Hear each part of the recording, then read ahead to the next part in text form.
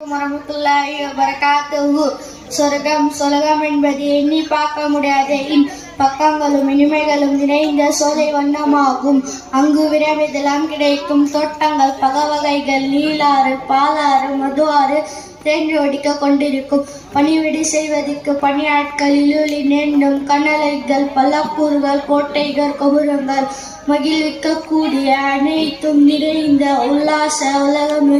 சுவானம் உலகில் மனிதர்கள் செய்த நற்செயர்கள் தக்கவாறு படித்தார்கள். தங்குமிடமே இருக்கும். அதில் உயர்ந்த அந்தஸ்துள்ள சொர்க்கம் ஜன்னத்துல் ஃபிர்தௌஸ் என்பதாகும்.